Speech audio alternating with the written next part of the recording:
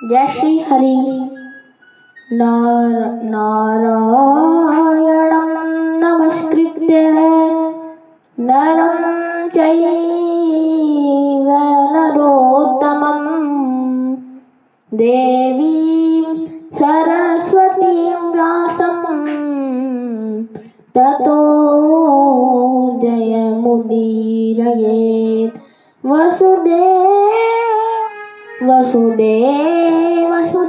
देवं कंसचाणूरमर्दनं देवकी परमानन्दं कृष्णं वन्दे जगद्गुरुं। कृष्णाय वासुदेवाय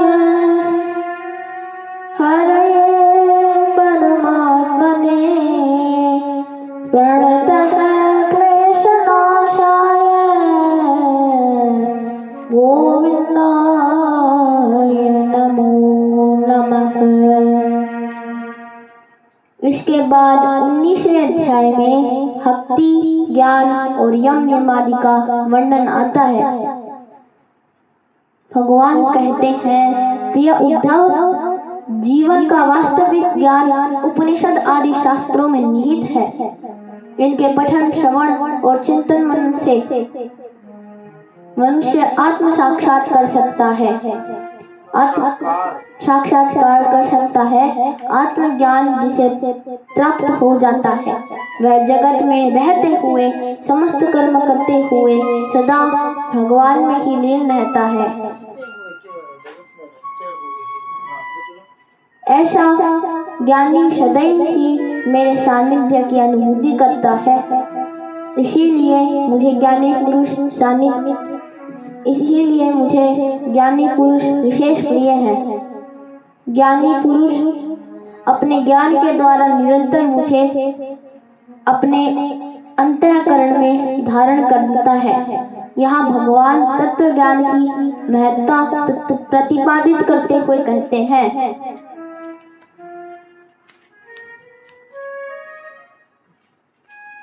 तपस्तीर्थम जपोदानम पवित्राणि तराणि च नालम कुर्वन्ति ताम सिद्धिम ज्ञान कलया कृता। अर्थात तत्व ज्ञान के लेश मात्र उदय होने से जो सिद्धि प्राप्त होती है वह तपस्या, तीर्थ, जप, दान अथवा अंतःकरण शुद्धि के और किसी भी साधन के पूर्णतया प्राप्त नहीं हो सकती। अतएव उद्धव, तुम ज्ञान के द्वारा अपने आत्म स्वरूप को जान लो। भगवान भक्ति योगी को भक्ति योग के बारे में पूर्व में ही बात बता चुके थे, किंतु उद्धव जी के दोबारा पूछने पर उन्होंने फिर भक्ति प्राप्त करने का साधन बताया। भगवान कहते हैं कि प्रिय उद्धव, जो मेरी भक्ति प्राप्त करना चाहता हो वह मेरी अमृतमयी कथा में श्रद्धा रखे, मेरी पूजा अर्चना करे, मेरे भक्तों को मुझसे भी बढ़कर समझे और समस्त प्राणियों में मुझे ही देखे। वह जो भी करे वह मुझे ही अर्पण करे। उद्धव जी, जो मनुष्य इन धर्मों का पालन करते हुए और मेरे में ही प्रीति लगाए रहते हैं, उनके हृदय में मेरी प्रेममय भक्ति का उदय होता है और जिसे मेरी भक्ति प्राप्त हो गई है उसके लिए और किस वस्तु का प्राप्त होना शेष रह जाता है। ऐसे व्यक्ति को धर्म, ज्ञान, ऐश्वर्य, सुख, शांति सभी कुछ स्वतः प्राप्त हो जाती है। भगवान ने स्वयं ही स्वीकार किया है कि केवल भक्ति ही ऐसा साधन है जिससे मैं साधक के वश में हो जाया करता हूँ। भक्ति के माध्यम से व्यक्ति भगवान का सानिध्य प्राप्त कर लेता है। भगवान भक्त के हो जाते हैं। भगवान हमारे तो हो गए तो फिर हमारे जीवन में सुख, शांति, आनंद की त्रिवेणी प्रवाहित होने लग जाती है। भक्त को जीवन का सर्वस्व प्राप्त हो जाता है, पर सच्चा एवं समर्पित भक्त होना आसान नहीं है। संसार को छोड़कर केवल भगवान को ही पकड़ना होता है। ऐसे साधक दुनिया में दुर्लभ है। सब छोड़कर केवल भगवान को चाहने वाले को सब कुछ मिल जाता है। इसमें तनिक भी संदेह नहीं है। इस सत्य को एक सामान्य किंतु सत्य घटना से भली भांति समझा जा सकता है।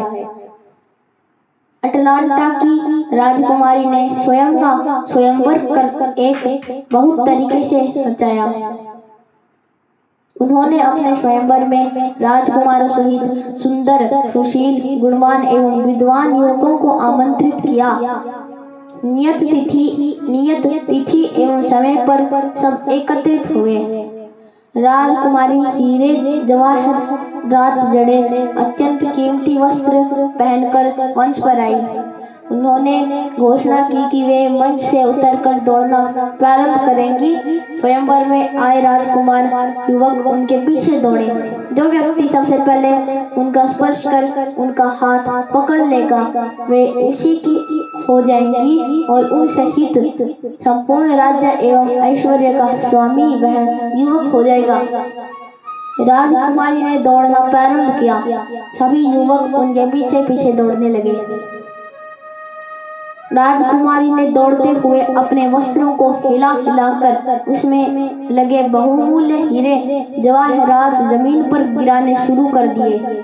वे दौड़ती हुई जहां जा रही थी एवं बहुमूल्य रत्न गिराती जा रही थी।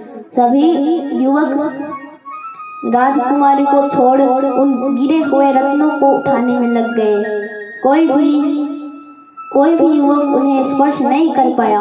वे वापस मंच पर आई और बोली कि मैंने देख लिया कि आप मुझे नहीं मेरी संपत्ति एवं वैभव चाहते हैं। यदि आप मुझे चाहते होते, मुझसे प्रेम करते होते तो रत्नों का मोह छोड़ मेरे को ही स्पर्श करने, मेरा हाथ पकड़ने का प्रयास करते, पर किसी ने भी ऐसा नहीं किया। आपको इतनी सी भी समझ नहीं थी कि आप में से जो भी मुझे पा लेता वह मुझ सहित मेरे संपूर्ण राज्य, ऐश्वर्य, वैभव का स्वामी स्वतः ही हो जाता। परंतु आप तो मेरे द्वारा बिखेरे गए चंद रत्न बटोरने में ही लग गए और आपने मुझे एवं मेरे वैभव को पाने का दुर्लभ अवसर यूं ही गंवा दिया। ठीक यही स्थिति हमारी है। हम भी संसार की संपत्ति, धन, वैभव बटोरने में लगे हैं और दिन रात यही उस परमात्मा से मांगे जा रहे हैं, पर जो इन सब का स्वामी है उसको नहीं चाह रहे हैं। यदि हम भगवान से भगवान की भक्ति ही मांगे, उनसे उन्हीं को मांगे तो वे हमें अवश्य मिलेंगे। एक बार वे भगवान हमारे हो गए तो संसार का सारा वैभव जो परमात्मा का ही है स्वतः ही हमारा हो जाएगा। तात्पर्य यह है कि भगवान की भक्ति के माध्यम से हमें दुनिया के सारे सुख एवं ऐश्वर्य प्राप्त हो सकते हैं। भक्ति की अद्भुत महिमा है। आगे भगवान ने यम नियमादि का वर्णन किया है। उद्धव जी द्वारा कुछ शब्दों का अर्थ और तात्पर्य पूछे जाने पर भगवान ने बताया कि धर्म ही मनुष्य का अभीष्ट धन है। मेरी श्रेष्ठ भक्ति ही सबसे बड़ा लाभ है। गुणों से संपन्न होना ही सबसे बड़ी संपन्नता है। जिसके चित्त में असंतोष है, अभाव का बोध है, वही दरिद्र है। विषय भोगों की कामना ही दुख है। जो निंदा से लेश मात्र भी प्रभावित नहीं होता वही सच्चा भक्त है। उद्धव जी, मनुष्य के कल्याण हेतु मैंने 3 उपाय बताए हैं। पहला ज्ञान योग, दूसरा कर्म योग और तीसरा भक्ति योग। इसमें से किसी भी साधन से व्यक्ति मुझे प्राप्त कर सकता है। प्रिय उद्धव, मानव शरीर मिलना बहुत दुर्लभ है। स्वर्ग और नरक दोनों ही लोकों में रहने वाले जीव इसकी अभिलाषा करते रहते हैं, क्योंकि इस शरीर में अंतःकरण की शुद्धि होने पर ज्ञान अथवा भक्ति की प्राप्ति हो सकती है। 84 लाख योनियों में केवल मनुष्य ही विचारशील प्राणी है। केवल उसी में तर्क, चिंतन एवं विवेक शक्ति है। वह चिंतन मनन के द्वारा जीवन एवं जगत के वास्तविक स्वरूप को समझकर आत्मज्ञान प्राप्त करने में सक्षम है। मनुष्य को चाहिए कि इस जीवन के रहते अपने आत्म स्वरूप को जान ले। ये दिन और रात क्षण क्षण में शरीर की आयु को क्षीण कर रहे हैं। बुद्धिमान पुरुष को चाहिए कि यह बात जानकर मृत्यु के चक्कर से सदा सदा के लिए छूट जाए, मुक्त हो जाए। मानव शरीर की श्रेष्ठता, दुर्लभता, महत्ता एवं उपयोगिता प्रतिपादित करते हेतु भगवान श्री कृष्ण श्रीमद् भागवत के 11वें स्कंद के 20वें अध्याय के 17वें श्लोक में कहते हैं,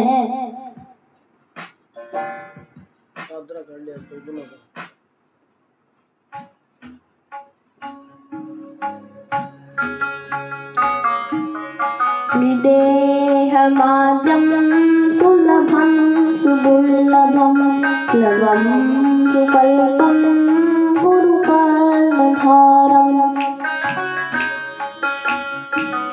विदेहमाद्यं सुलभं सुदुर्लभं लवं सुकल्पं गुरुकर्णधारम्।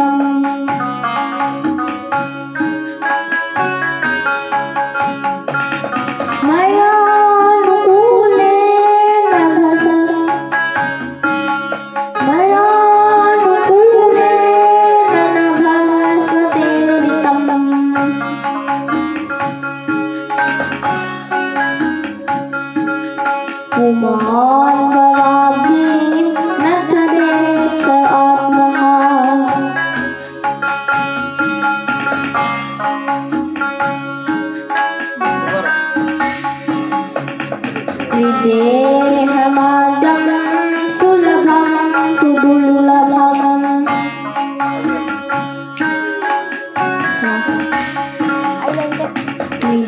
विदेहमाद्यं सुलभं सुदुर्लभं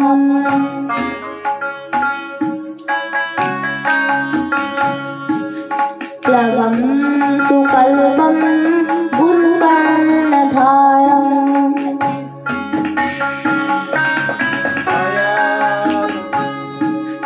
मयानुकूलेन नभस्मते ऋतं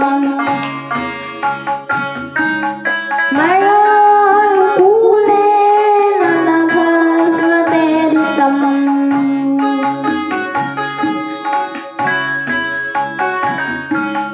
पुमान् भवाब्धिं न करेत् आत्मः।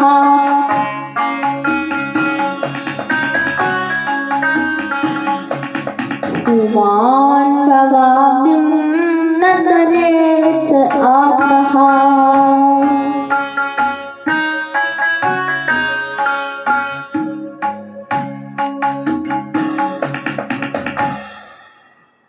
यह मनुष्य शरीर समस्त शुभ फलों की प्राप्ति का मूल है और अत्यंत दुर्लभ है। कोटि उपायों से भी यह प्राप्त होने वाला नहीं है, फिर भी दैव योग से मिल पाया है। इस संसार सागर से पार जाने के लिए यह एक सुदृढ़ नौका है। शरण ग्रहण मात्र से ही गुरुदेव इसके केवट बनकर पतवार का संचालन करने लगते हैं और स्मरण मात्र से ही मैं अनुकूल वायु के रूप में इसे लक्ष्य की ओर बढ़ाने लगता हूँ। इतनी सुविधा एवं अनुकूल व्यवस्था होने पर भी जो इस शरीर के द्वारा संसार सागर से पार नहीं हो जाता, वह अपने हाथों अपने आत्मा का हनन अथः पतन कर रहा है। भागवत के उपयुक्त श्लोक का बहुत सुंदर रूपांतर भाषांतर श्री गोस्वामी श्री तुलसीदास जी महाराज ने श्रीरामचरितमानस में प्रस्तुत किया है। मानस में भगवान श्री राम गुरु वशिष्ठ ब्राह्मणों एवं नगरवासियों को संबोधित करते हुए कह रहे हैं।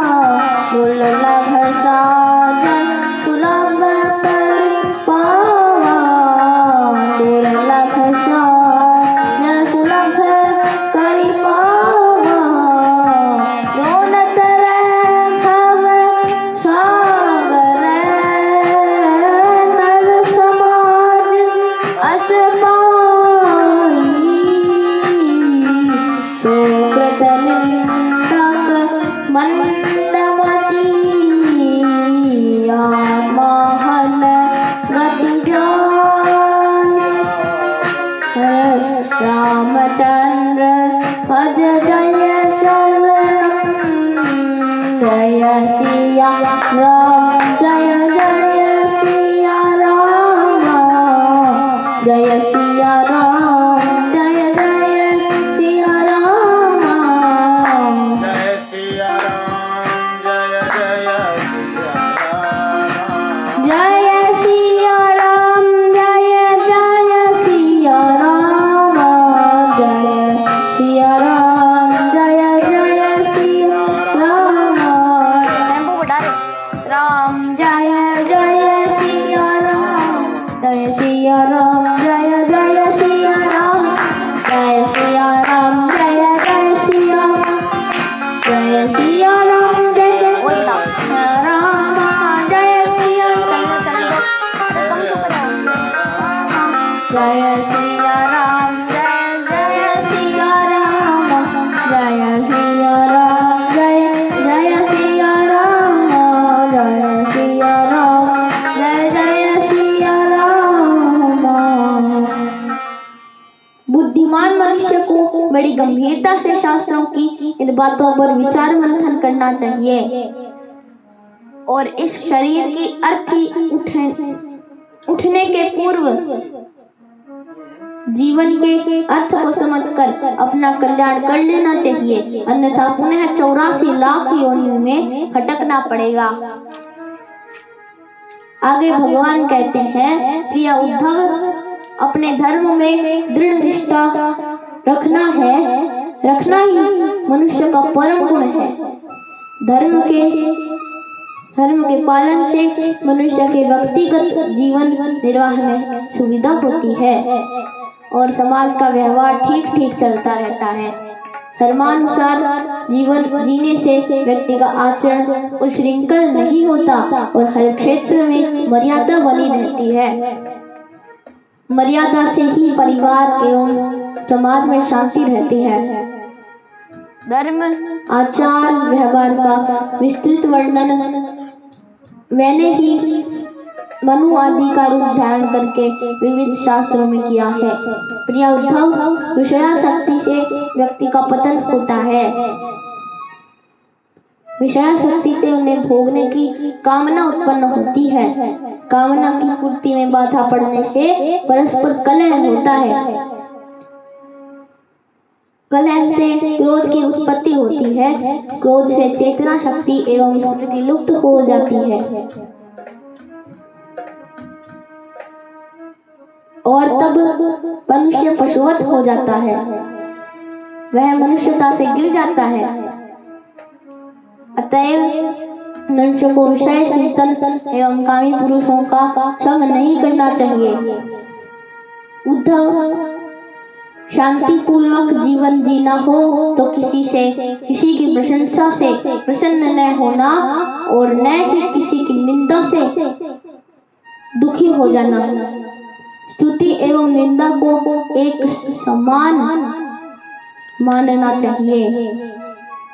निंदक तो हमारे व्यवहार शोधक हैं। वे हमें हमारे व्यवहार को सुधारने में मदद करते हैं। इसलिए उनकी किसी बात का बुरा नहीं मानना चाहिए। उनके कथन से उद्विग्न भी नहीं होना चाहिए। निंदा, दूसरे के कटु शब्द, हृदय वेदी कटाक्ष मनुष्य को अत्यधिक दुखी एवं व्यथित करते हैं और व्यक्ति में प्रतिशोध की भावना उत्पन्न होती है। ऐसी स्थिति में व्यक्ति अपने आत्मोत्थान एवं लक्ष्य प्राप्ति के पथ पर आगे नहीं बढ़ पाता। अतएव भगवान श्री कृष्ण कहते हैं कि निंदा एवं आलोचना को सहन करने की आदत डालो। जीवन में जो भी स्थिति आए उसे विचलित हुए बिना अपने कर्म पथ पर निर्वाध रूप से आगे बढ़ते रहो। उद्धव, अज्ञानी व्यक्ति ही निंदा, उपहास, अपमान, तिरस्कार करते हैं। वे व्यक्ति को लक्ष्य से डिगाने की कोशिश करते हैं। उनके किसी भी उपद्रव से क्षुब्ध नहीं होना चाहिए। अपने कल्याण के इच्छुक व्यक्ति को अपने विवेक बुद्धि द्वारा, आत्म चिंतन द्वारा इनसे अपने आप को बचा लेना चाहिए। भगवान का उपयुक्त कथन सुनकर उद्धव जी ने कहा, भगवान, मैं दुर्जनों द्वारा किए गए तिरस्कार को अपने मन में असह्य समझता हूँ। अन्य व्यक्तियों के लिए भी ऐसा व्यवहार असह्य है। मुझ सहित अन्य मनुष्य भी आपके इस उपदेश को जीवन में लागू कर सके, ऐसी कोई विधि बताइए। बड़े बड़े विद्वानों एवं संत महात्माओं के लिए भी दुष्टों के द्वारा किया गया तिरस्कार सह लेना अत्यंत कठिन है, क्योंकि मनुष्य की प्रकृति अत्यंत बलवती है। इस पर भगवान श्री कृष्ण ने कहा, उद्धव, दुष्ट जनों के मर्मांतक एवं कठोर वाग्बाणों से मनुष्य में उत्पन्न पीड़ा को मैं समझता हूँ। इससे बचना कठिन अवश्य है, पर असंभव तो नहीं है। आत्मचिंतन एवं मेरे प्रति दृढ़ निष्ठा से इससे अविचलित रहा जा सकता है। कभी कभी तो इस निंदा तिरस्कार में व्यक्ति के कल्याण का संदेश भी छिपा रहता है, जिसे केवल आत्मचिंतन से ही समझा जा सकता है। उद्धव जी, इस विषय में महात्मा लोग एक बड़ा पवित्र प्राचीन इतिहास कहा करते हैं। वे वही तुम्हें सुनाता हूँ, तुम मन लगाकर सुनो।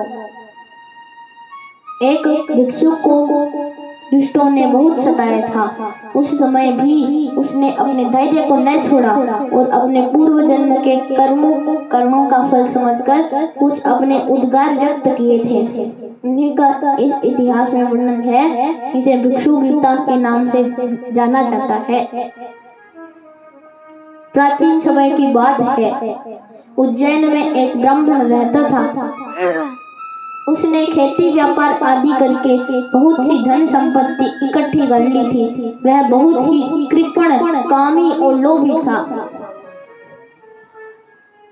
उसकी कृपणता एवं बुरे स्वभाव के कारण उसके बेटे बेटी पत्नी सहित सभी परिवारजन मन ही मन दुखी हो रहते और उसका अनिष्ट चिंतन किया करते। कोई भी उसके मन को प्रिय लगने वाला व्यवहार नहीं करता था।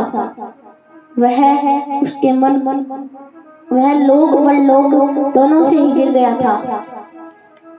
वह केवल धन की रखवाली किया करता था, न उसने उसका भोग किया और न ही धर्म कमाया। कालांतर में उसका वह धन धीरे धीरे उसकी आंखों के सामने ही नष्ट भ्रष्ट हो गया। कुछ तो कुटुंबियों ने छीन लिया और कुछ चोर चुरा के ले गए। वह बुरी तरह कंगाल हो गया।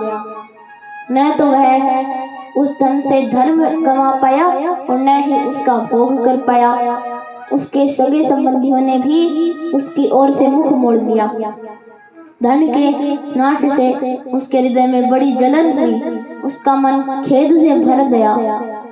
परंतु इस तरह चिंता करते करते ही उसके मन में संसार के प्रति महान दुख बुद्धि और उत्कट वैराग्य का उदय हो गया। अब वह ब्राह्मण मन ही मन कहने लगा, हाय हाय, बड़े खेद की बात है। मैंने इतने दिनों तक अपने को व्यर्थ ही इस प्रकार सताया। जिस धन को मैंने इतने परिश्रम से कमाया वह न तो धर्म में लगा और न मेरे सुख भोग में काम आया। कृपण पुरुषों को धन से कभी सुख नहीं मिलता। इस लोक में तो वे धन की रक्षा की चिंता में लगे रहते हैं और मरने पर धर्म न करने के कारण नरक में जाते हैं। यहाँ श्री वेदव्यास जी उसके मुख से बहुत व्यावहारिक एवं अनुकरणीय सत्य का उद्घाटन करवाते हैं। ब्राह्मण कहता है,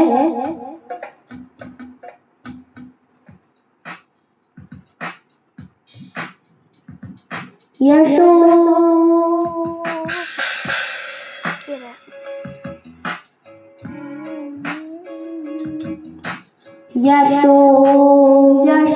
यशस्विनां शुद्धं श्लाघ्ये गुणिनां गुणाः।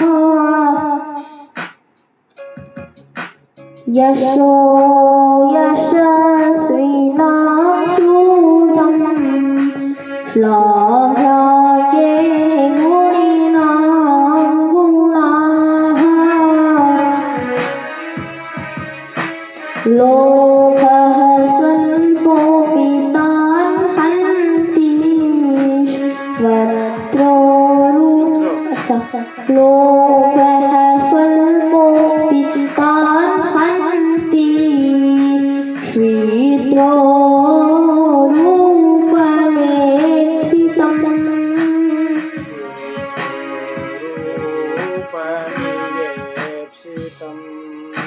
श्रीद्रो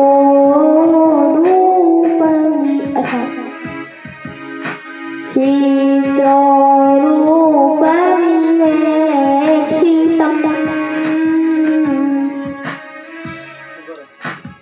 यशो यशस्विनां शुद्धं श्लाघ्ये गुणिनां गुणाः।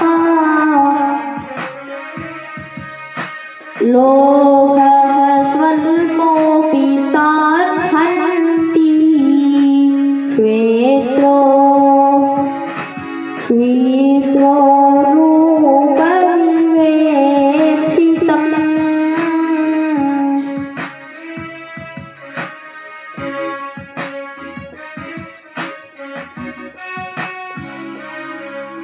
जैसे थोड़ा सा ही कोढ़ सर्वांग सुंदर स्वरूप को बिगाड़ देता है, वैसे ही तनिक सा भी लोभ यशस्वियों के शुद्ध यश और गुणियों के प्रशंसनीय गुणों पर पानी फेर देता है।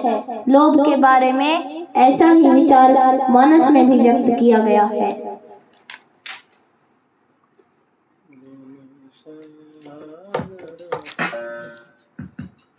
Sandeep. 132 200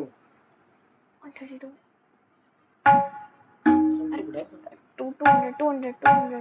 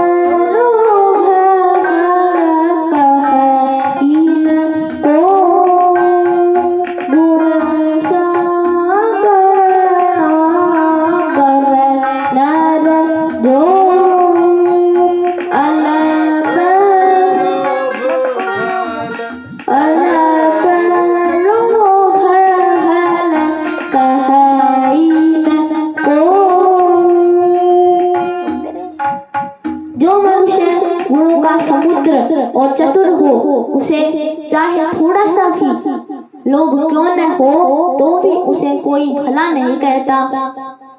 तात्पर्य यह है कि थोड़ा सा भी लोभ मनुष्य के यश एवं गुणों को धूमिल कर देता है, अतः इस दुर्गुण से बचा जाना चाहिए। ब्राह्मण चिंतन करने लगा। धन के कमाने में श्रम और उसके रक्षण में चिंता का सामना करना पड़ता है।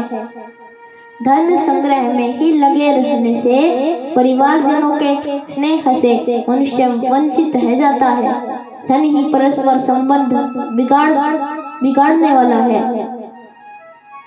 पारिवारिक कलह भी इसी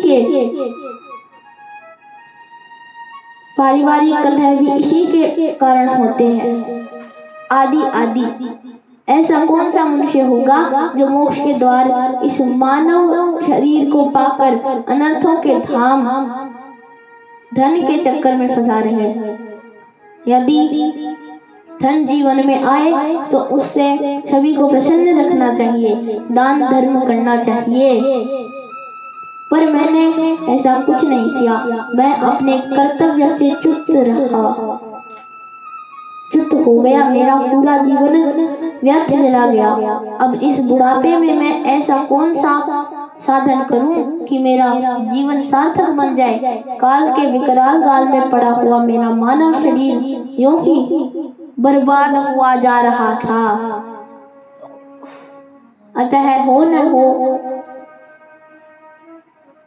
भगवान ने मेरा भला करने के लिए ही मुझे इस दशा में पहुंचाया है और उन्हीं ने मुझे संसार के प्रति दुख बुद्धि और वैराग्य दिया है। भगवान ने मेरे ऊपर बड़ी कृपा करी है। अब मैं अपनी शेष आयु अपने आत्म कल्याण में ही बिताऊंगा और परमात्मा की प्राप्ति करूंगा। मेरे मन निराश होने की कोई बात नहीं है। राजा खटवांग ने तो 2 घड़ी में ही भगवत नाम की प्राप्ति कर ली थी। प्रिय उद्धव, उस उज्जैन निवासी ब्राह्मण ने मन ही मन ऐसा निश्चय किया और शांत होकर मौनी सन्यासी हो गया। वह स्वच्छंद रूप से पृथ्वी पर विचरने लगा। मनुष्य के जीवन में कई बार अनेक अप्रत्याशित अनचाही घटनाएं घटती है। कई बार तो जीवन में ऐसी परिस्थितियां आ खड़ी होती हैं जो मनुष्य का यश, कीर्ति, पद, प्रतिष्ठा सब कुछ तबाह कर देती है। व्यक्ति शिखर से शून्य पर धकेल दिया जाता है।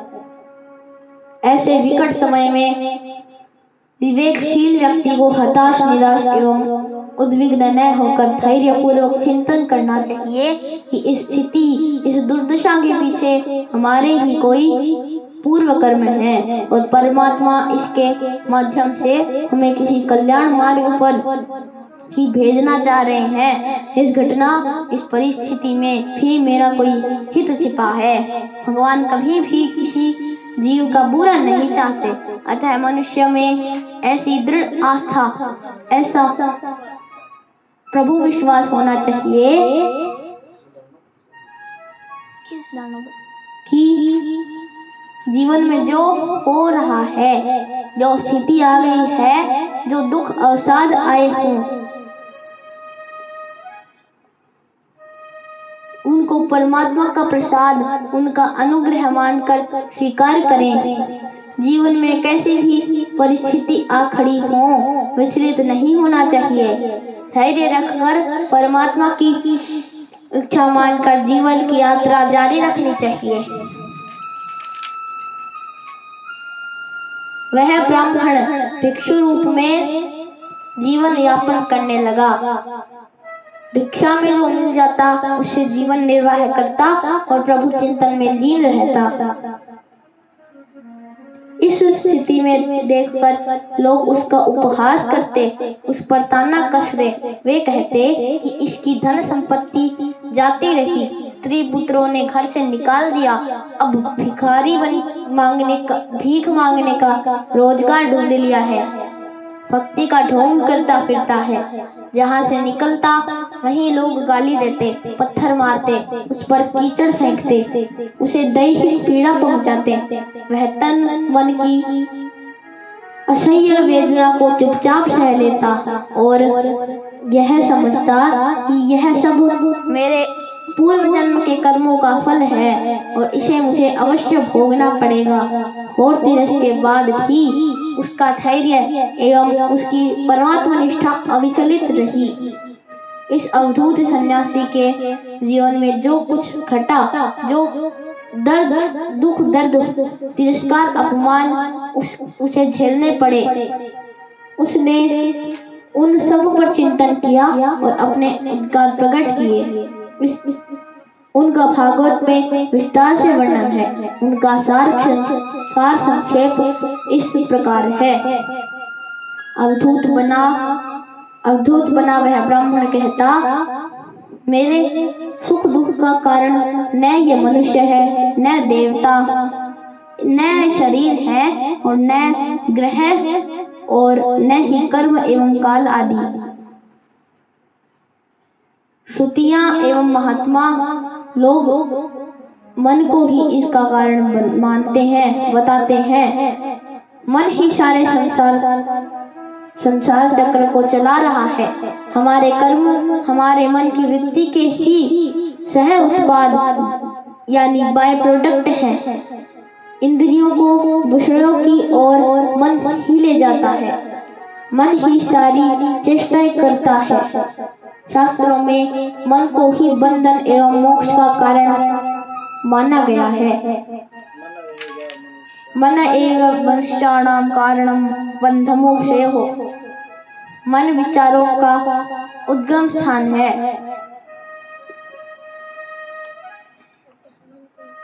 अतः मन को प्रेरित करने में विचार की भूमिका अहम है। जैसे विचार मन में आएंगे वैसे ही मन की प्रवृत्ति बनेगी। मनुष्य का जीवन विचारों के अनुरूप ही ढलता है। विचारों के अनुसार ही उसका चिंतन एवं चरित्र बनता है। श्रेष्ठ विचार व्यक्ति को उत्थान की ओर ले जाते हैं एवं निकृष्ट विचार पतन की ओर। ऐसा जैसा विचार मन में आता है उसी ओर वह मन प्रवृत्त होने लगता है। सत्कर्म का विचार आया तो उस ओर जाता है, दुष्कर्म का विचार जन्मा तो उस ओर भागता है। चोरी, हत्या, लूटपाट, बलात्कार के विचार पहले मन में पहले उठते हैं मन के अंदर, फिर मन कृत्य की और प्रवृत्त होता है। कहने का तात्पर्य यह है कि मनुष्य के सुख दुख उत्थान पतन में मन की नहीं विचारों की भूमिका है। भिक्षुक ने अपने सच्चिंतन से अपने मन को पवित्र कर लिया और पूरी तरह भगवान में लगा दिया। अब वह अतीव शांति एवं परमानंद की अनुभूति करता हुआ सुखपूर्वक जीवन जीने लगा। उसने संसार के लोगों को यह संदेश दिया कि प्रभु चिंतन के द्वारा मन को उनमें समाहित कर दो और जो कर्तव्य कर्म जिनमें तुम्हें मिले, जीवन में तुम्हें मिले, उनको सहर्ष करते चलो। तुम्हारा जीवन सुख शांति पूर्वक बीतेगा। यह भिक्षु का ख्याल सुनाने के बाद भगवान श्री कृष्ण ने उद्धव जी से कहा, प्रिय उद्धव, संसार में मनुष्य को कोई दूसरा सुख या दुख नहीं देता है। यह तो उसके चित्त का भ्रम मात्र है। यह सारा संसार और इसके भीतर मित्र उदासीन और शत्रु के भेद अज्ञान कल्पित है।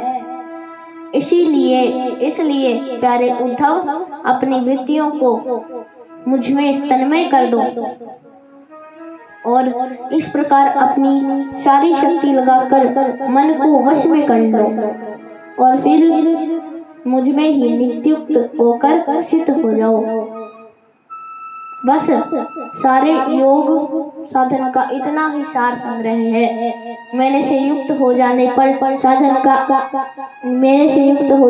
संसार की माया तुम्हारा बाल भी बांका नहीं कर सकती। भिक्षुक का चिंतन, भिक्षुक का यह गीत मूर्तिमान ब्रह्म ज्ञान निष्ठा है। जो इसे सुनता, सुनाता और धारण करता है, वह कभी सुख दुखादि द्वंद्वों में वश में नहीं होता। उनके बीच में भी वह सिंह के समान दहाड़ता रहता है। इसके बाद 24वें अध्याय में सांख्य शास्त्र की संक्षिप्त विवेचना है, जिसमें भगवान ने उद्धव जी को आत्मा के शाश्वत सनातन स्वरूप को समझाया है। उद्धव जो आदि और अंत में है और वही बीच में भी है, वही सत्य है। आत्मा इन तीनों स्थितियों में है, इसलिए आत्मा सत्य है। भगवान ने गीता में भी आत्मा के स्वरूप को इसी प्रकार समझाया है। गीता में भगवान ने दूसरे अध्याय के 28वें श्लोक में कहा है,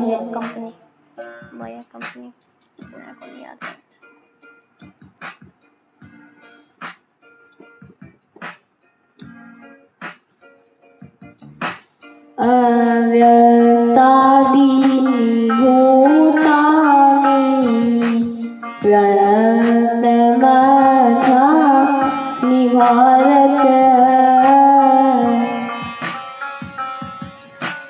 अव्यक्तनिधनान्येव तत्र का परिदेवना।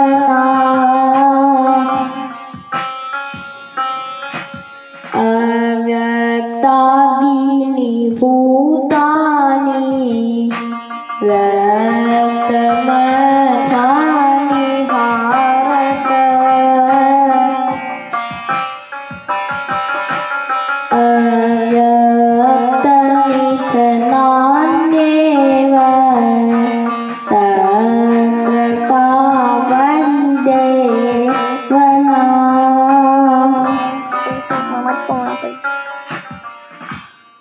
सारे जीव प्रारंभ में अव्यक्त रहते हैं और विनष्ट होने पर भी अव्यक्त हो जाते हैं। वे केवल मध्य अवस्था में व्यक्त होते हैं, जिसे हम जीवन कहते हैं। किंतु आत्मा तीनों ही कालों में विद्यमान रहती है। जीव के जन्म के पूर्व वह है, पर है अव्यक्त रूप में।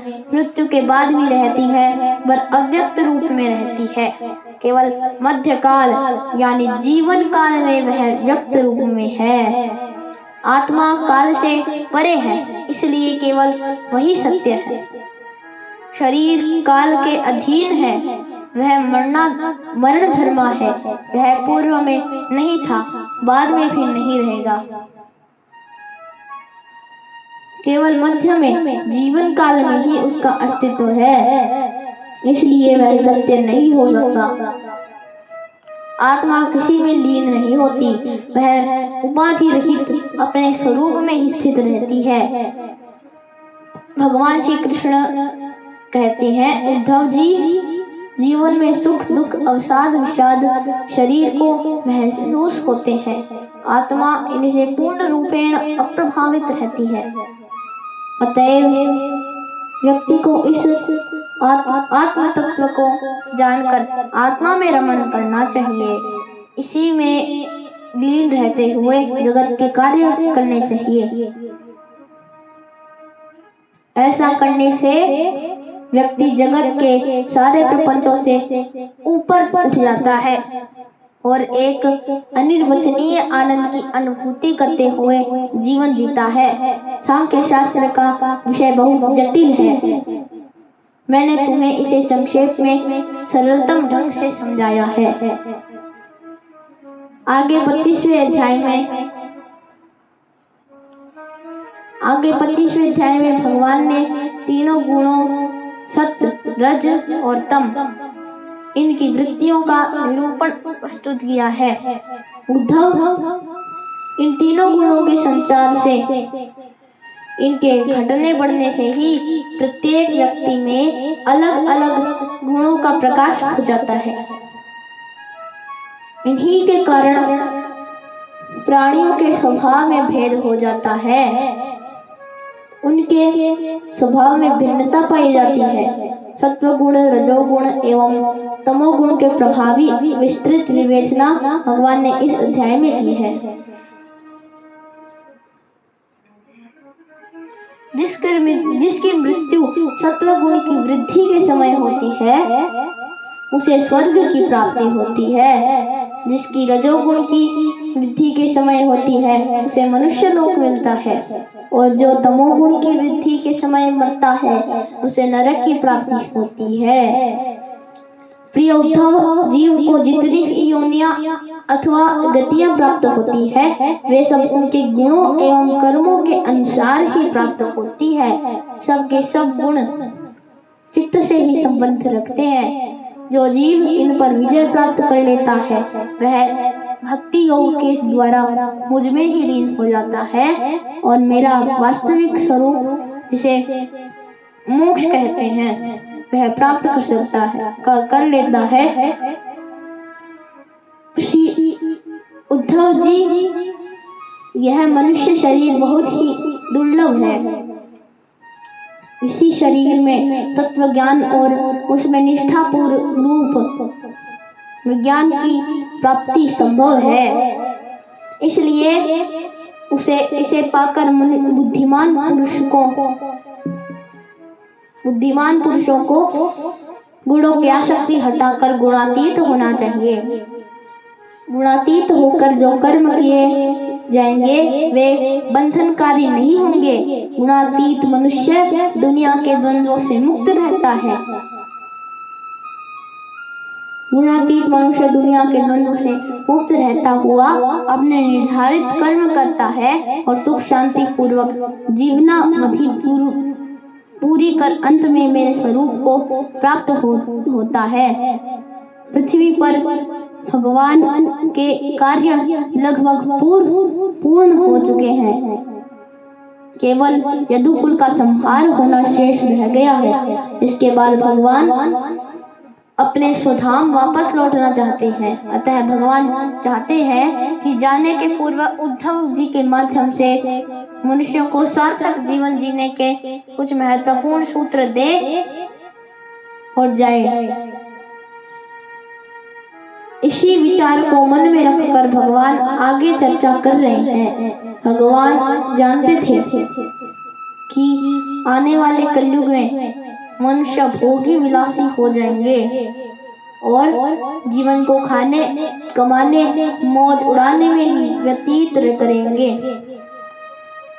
जीवन के परम लक्ष्य की ओर ध्यान ही नहीं देंगे। अतएव भगवान जीवन के लक्ष्य को बताते हुए उसे प्राप्त करने के साधन बता रहे हैं।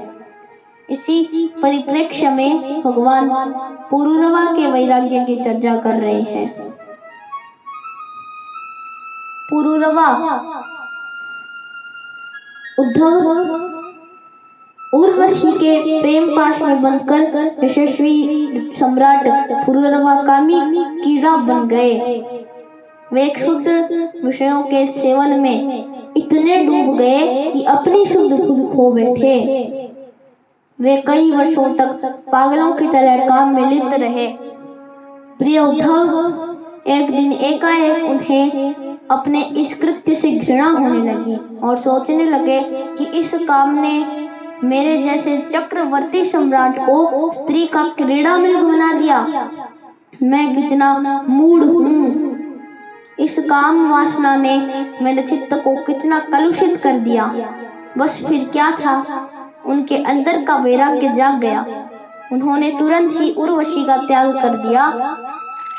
अब ज्ञानोदय के कारण उनका मोह जाता रहा और उन्होंने अपने हृदय में आत्मस्वरूप मेरा साक्षात्कार कर लिया और वे शांत भाव में स्थित हो गए। भगवान कहते हैं कि हे उद्धव, इसलिए बुद्धिमान पुरुष को चाहिए कि वह विषय भोगों के पीछे न भागे। यदि दैववश कुसंग में पड़ भी जाए तो वहां से निकलकर सत्पुरुषों का संग करें। संत पुरुष अपने सदुपदेशों से उसके मन की आसक्ति नष्ट कर देंगे। विषय वासना की अग्नि में जल रहे और सांसारिक दुख आतपों की ज्वाला में झुलस रहे व्यक्तियों को केवल संत ही बचा सकते हैं। केवल संत ही विषयों से निवृत्ति दिलाकर व्यक्ति को भगवत भक्ति में प्रवृत्त कर सकते हैं। संत महिमा का बखान करते हुए भगवान कहते हैं,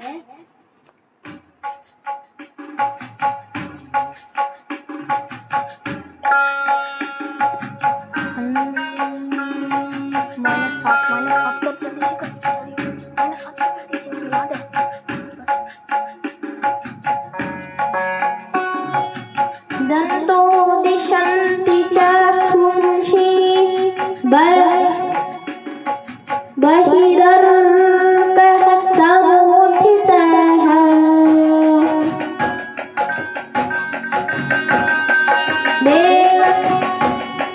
छन्दो दिशन्ति चक्षुंषि बहिरर्कः समुत्थितः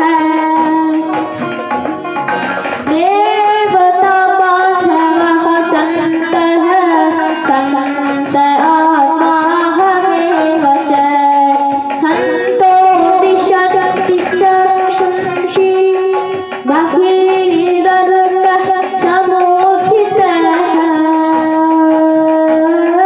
देवता बान्धवः सन्तः सन्त आत्मा हमेव च।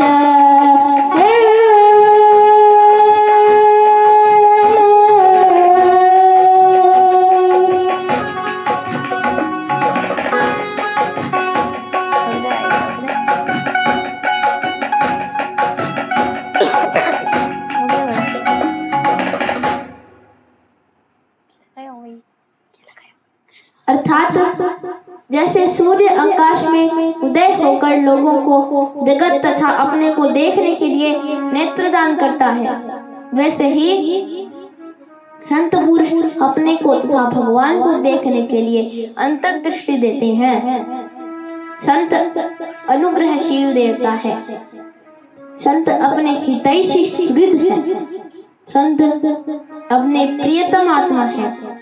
और अधिक क्या कहूँ, स्वयं मैं ही संत के रूप में विद्यमान हूँ। संसार सागर में डूब उतरा रहे संताप मानवों के लिए संत ही एकमात्र आश्रय है। जैसे जल में डूब रहे लोगों के लिए दृढ़ नौका, संसार की घोर मोहतम रजनी में बेसुध हुए खर्राटे हर रहे लोगों को केवल संतों की वाणी से अद्भुत तीव्र ज्ञान तरंगे ही जगा सकती है। वे ही उनमें ज्ञान का सूर्य उगा सकती है। इसलिए व्यक्ति को संतों का संग करना चाहिए, क्योंकि इसी माध्यम से उसे संस्कृति से छुटकारा मिल सकेगा। मानस में भी यही कहा है।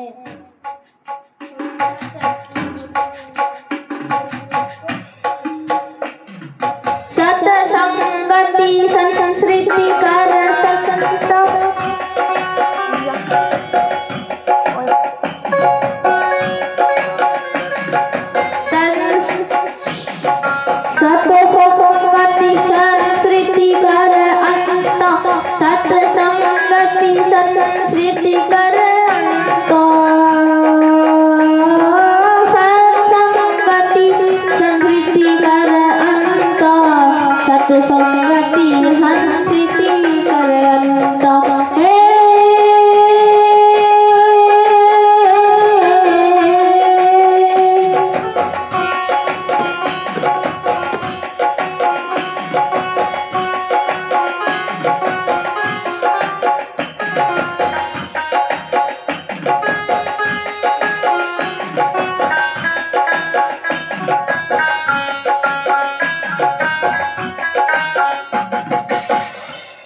27वें अध्याय में भगवान ने कर्म कांड का वर्णन किया।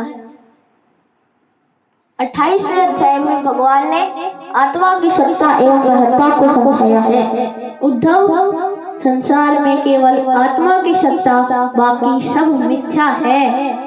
संसार में केवल आत्मा की सत्ता है, बाकी सब मिथ्या है। आत्मा स्वयं प्रकाश है, वह ज्ञान की गंगोत्री है। इसलिए ग्रंथों के स्वाध्याय एवं संतों के सानिध्य में रहकर इस आत्मा को जानने की कोशिश करो। संसार में रहते हुए कुछ समय निकालकर आत्मचिंतन के द्वारा आनंद स्वरूप आत्मा के आनंद सागर में अवगाहन करते रहो। इस प्रकार अभ्यास करते रहने से तुम्हें परम शांति एवं अपूर्व आनंद की प्राप्ति होगी और तुम आत्मा में ही मेरा साक्षात्कार कर सकोगे। जब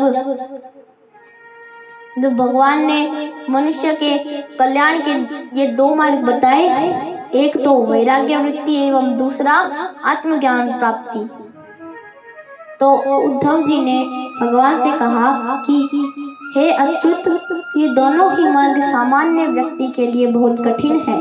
इनकी साधना हर व्यक्ति नहीं कर पाएगा। अतएव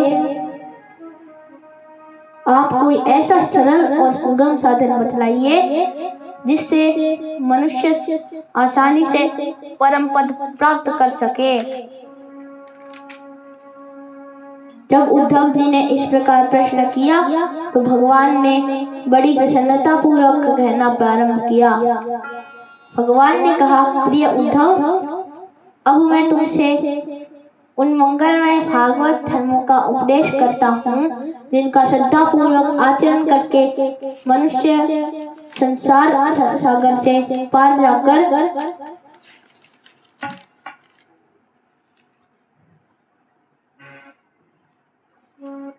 मुझे प्राप्त कर सकता है। वह सरल सुगम मार्ग मेरी भक्ति का है। भक्ति केवल पूजा पाठ मंदिर जाना नहीं है, भक्ति एक वृत्ति है, एक जीवन दर्शन है, एक चिंतन है। उसी को मैं तुम्हें संक्षेप में बताता हूँ। उद्धव, मेरे भक्तों को चाहिए कि सारे कार्य मेरे लिए ही करे और धीरे धीरे उनको करते समय मेरे स्मरण का अभ्यास बढ़ाए। कुछ ही दिनों में उसके मन और चित्त मुझ में समर्पित हो जाएंगे। उसके मन और आत्मा मेरे ही चिंतन में रम जाएंगे। भगवान भक्ति का यही सूत्र भगवान ने गीता में भी दिया है। वहाँ भगवान अर्जुन से गीता के 9वें अध्याय के 27वें श्लोक में कहते हैं, तुमको दियो गति जाता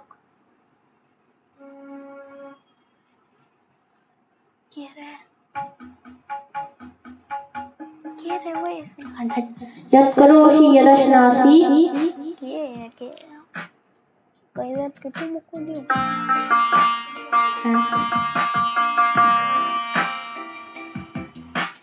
यत् करोषि यदश्नासि यद्जुहोषि तदासि यत् तपस्यसि कौन्तेय तत्कुरु स्वमदर्पणम्। यत् करोषि यदश्नासि यद्जुहोषि तदासि यत् तपस्यसि कौन्तेय तत्कुरु स्वमदर्पणम्।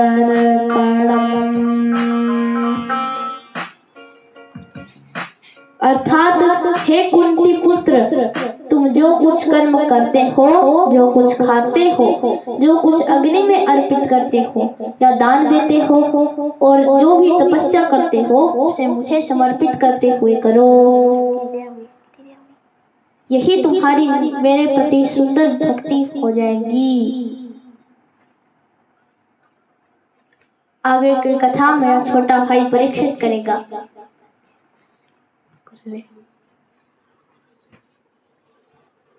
आगे की कथा परीक्षित महाराज करेंगे।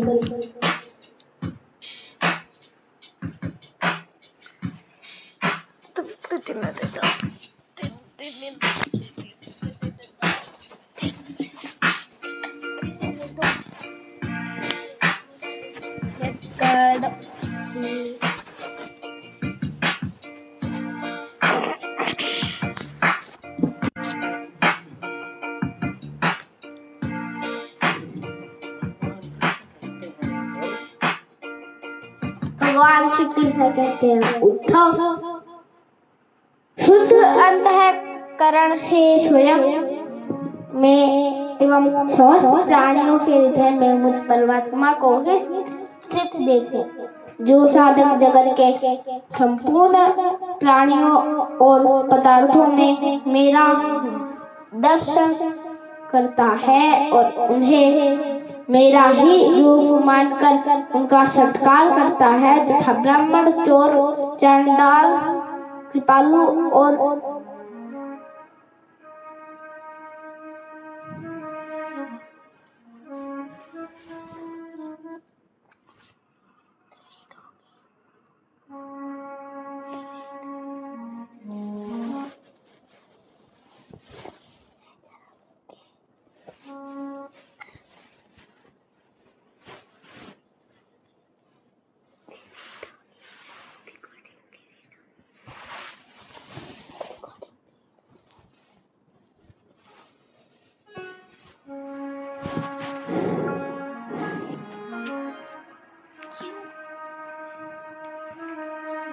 वह ही सच्चा ज्ञान है।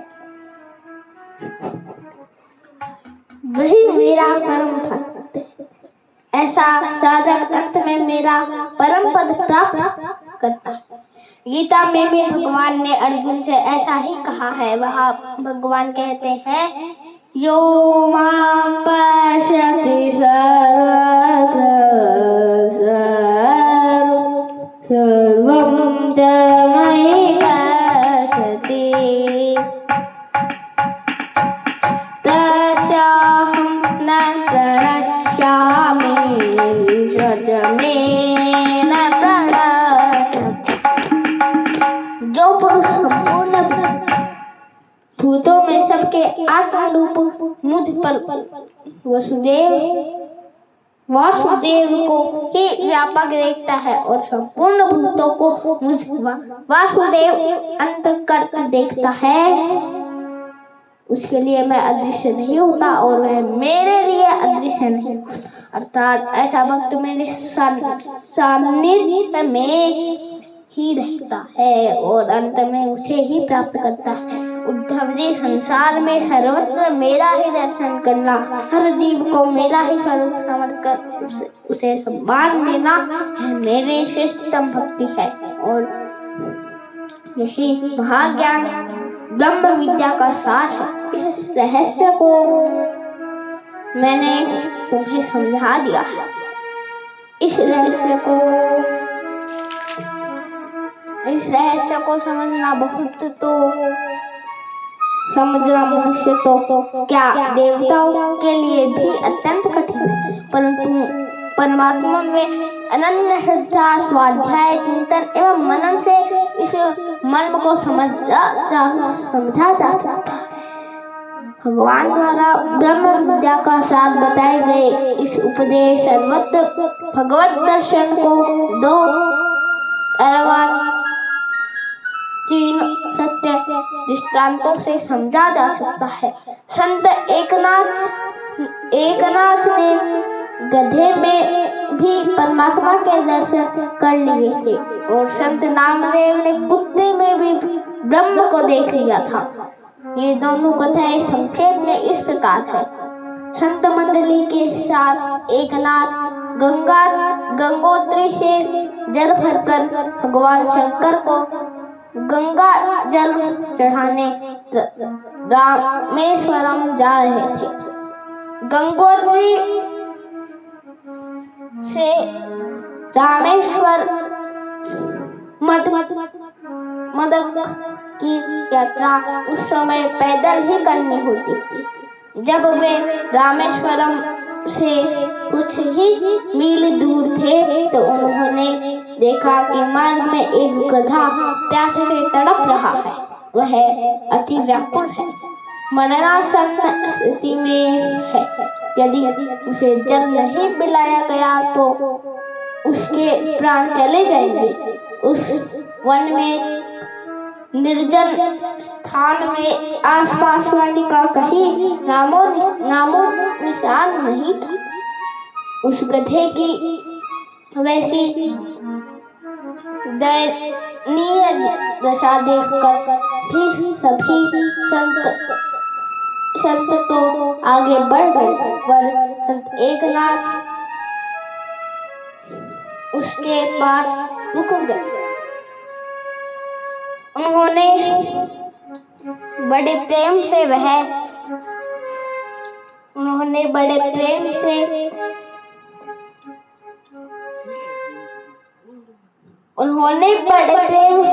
गंगा जल, जो कि इतनी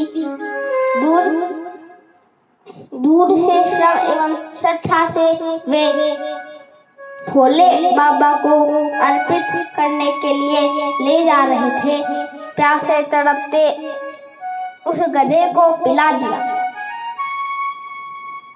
जल पीकर वह गधा सामान्य स्थिति में आ गया। एकनाथ प्रसन्न हुए। उन्हें ऐसा लगा मानो गधे के नेत्रों में विराजमान भगवान रामेश्वर उनकी ओर देख कर खुश हो रहे हैं और आशीर्वाद दे रहे हैं कि एकनाथ तुम ही मेरा परम भक्त है, जो सभी प्राणियों में मेरा ही दर्शन करता है। एकनाथ का यह कार्य देखकर बाकी संतों को बड़ा आश्चर्य हुआ और वे एकनाथ को भला बुरा कहने लगे। उन्होंने कहा, तू इतनी दूर से जो पवित्र गंगा जल भगवान भोलेनाथ को चढ़ाने के लिए लाया था, वह तुमने एक गधे को पिला दिया। कितनी बड़ी मूर्खता एवं नादानी तूने की है। अब खाली पात्र लेकर रामेश्वरम जाकर क्या करेगा? तूने गंगा जल एवं भगवान शंकर दोनों का अपमान किया।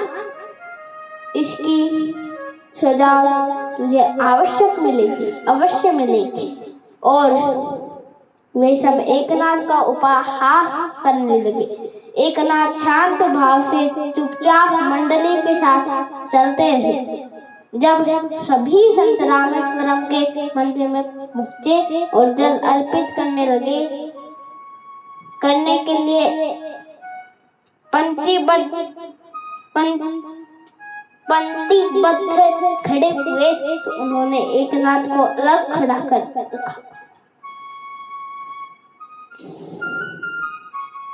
सब प्रतीक्षा कर ही रहे थे कि मंदिर से आवाज आई। सबसे पहले एकनाथ खोला। उसका लाया गंगा जल तो मैं पहले ही स्वीकार कर चुका हूँ। अब उसके दर्शन मैं यहाँ करना चाहूँगा, क्योंकि वही मेरा सच्चा भक्त है। वहाँ उपस्थित भक्त समुदाय यह देख सुनकर आश्चर्यचकित रह गए। एक सच्चा भक्त हर जीव में परमात्मा के दर्शन करता है। दूसरी कथा संत नामदेव की है। संत नामदेव दोपहर के समय अपने आश्रम में भोजन के लिए रोटी बना रहे थे। रोटी बनाकर उन्होंने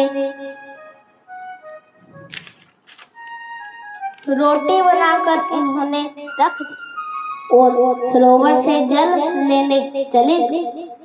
जल भरकर वे वापस आ ही रहे थे तो उन्होंने देखा कि एक श्वान कुत्ता दो रोटी लेकर भागा जा रहा था। नामदेव जी उस कुत्ते के पीछे घी की कटोरी लेकर दौड़े। वह कुत्ता नामदेव जी को आता देख ठिठक गया। नामदेव जी उसके पास जाकर बोले कि भगवान, रोटी में घी लगा लेने दीजिए, फिर भोग पाएंगे। मैं घी वाली रोटी खाऊं और आप रूखी रोटी खाएं, यह मुझे अच्छा नहीं लगता। और कहा जाता है कि नामदेव जी का प्रेम भाव देखकर इस कुत्ते की काया से भगवान प्रकट हो और प्रसन्न होकर नामदेव जी को दर्शन देकर कृतार्थ किया। सच है सभी प्राणियों में प्रभु ही विराजमान है, पर कितने लोग हैं जो इस सत्य को जानकर संपूर्ण प्राणी से जगत से प्यार करते हैं।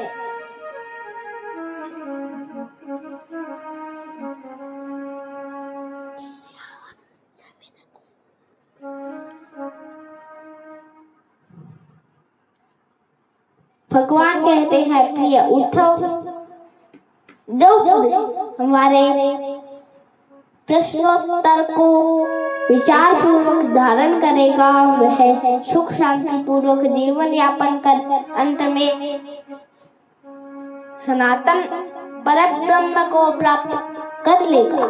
इसमें तनिक भी संदेह नहीं है। उद्धव, अब मैं तुम्हें इस ब्रह्म ज्ञान का फल बताता,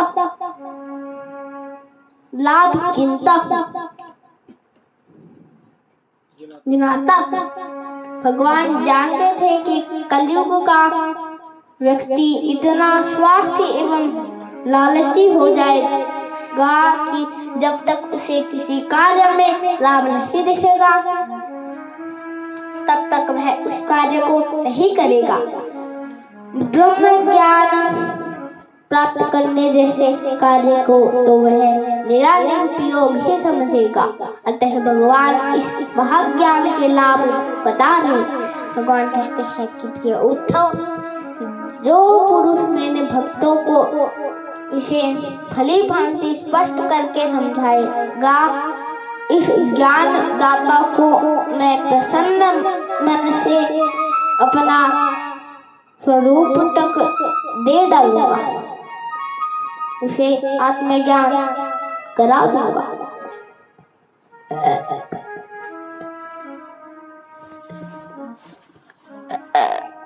ये बात एकादश स्कंद के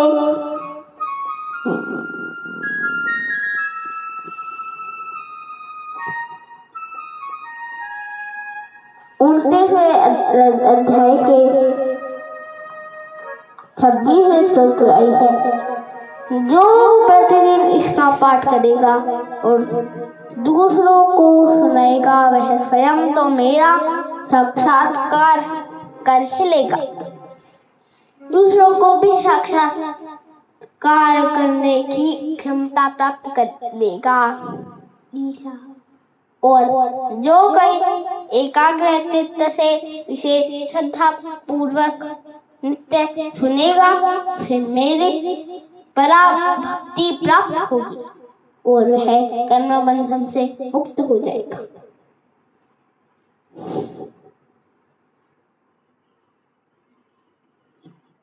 उद्धव, जैसे दिव्य अमृत पान कर लेने पर कुछ भी पीना शेष नहीं रहता, वैसे ही यह हर ज्ञान